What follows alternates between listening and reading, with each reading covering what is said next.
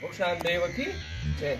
આજે વિશ્વ ચકલી દિવસ હોવાથી અમારા ઘરમાં તો અમે 11 ચકલીના માળા લગાવ્યા છે। હજી ચકલીઓ નથી આવતી, પણ ઋષિવનમાં 111 માળા લગાવ્યા હતા। એમાં 20 થી 30 માળાઓમાં ચકલીઓ આવી ગઈ છે। ચકલીઓને સાચવવા માટે 3 વસ્તુ યાદ રાખવાની છે। એક તો પંખાથી એને દૂર રાખવું પડશે, બીજું સાપ ત્યાં ના પોકે એવી જગ્યા કરવી પડશે, અને બિલાડી ના પોકે એવી જગ્યાએ જો માળા પહોંચો તો જ ચકલીઓ ત્યાં આવશે, એવી મારી આ તમને નમ્ર વિનંતી છે કે બિલાડી પણ ના પોકે અને બાજ પણ ના પોકે। ચકલીઓ મેઇન ખોરાક એમનો જીવાત હોય છે, જ્યાં મચ્છરો ને બધું જે હોય એરિયો હોય છે, પણ એમને આપણે આ પૂરક ખોરાક તરીકે આપણે બાજરી જનરલી આપીએ, બાજરીના કારણે જ આવ્યા। તો એ સિવાય પણ આપણે એમને તકલીફ કે અરે અમે ફ્રૂટ પણ આ રીતે આપીએ છીએ, અને ખિસકોલીઓ માટે અમે આ મગફળી આપીએ છીએ। તો આપની વિનંતી છે કે આ બધા અબોલ પ્રાણીઓને આવા દિવસના દિવસે યાદ ખાલી ના કરીએ, પણ દરરોજ યાદ કરીને એમના મુઠ્ઠી ભરીને કંઈક એમનું પેટ ભરાય એવું કંઈક કરીએ એવી આ મધ્યપ્રદેશોને વિનંતી કરું છું।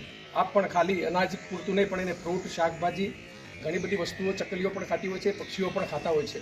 તો આપ આ અબોધ પ્રાણીઓને બધામાં વધારે મદદરૂપ થઈએ અને આવનાર પેઢીને આ ચકલીઓથી મુક્ત જે સમાજ થઈ ગયો છે, કે ચકલીઓ અત્યારે ઓછામાં ઓછી દેખાય છે। ચકલી જ એક એવી વસ્તુ છે કે આપણી આજુબાજુ રહે છે, અને મેક્ઝિમમ જીવાત જે મનુષ્યને નુકસાન કરતી હોય એ એનો મેઇન ખોરાક છે। તો આપ આ બધું સમજો અને આવનાર પેઢીને કંઈક વારસામાં આવી ચકલીઓ પણ પૈસા સાથે આપીએ એવી આ મધ્યમથી વિનંતી કરું છું। રેન ગ્લોબલ બ્રિગેડ, થેન્ક યુ, આભાર। અને આ રીતે તમે ખિસકોલીઓને પણ અને નાના નાના પક્ષીઓ આવા બધા ફૂડ ખાતા હોય છે, આપ પણ થોડા ઘણા પક્ષીઓ સૂર્યના પણ નોખો થોડા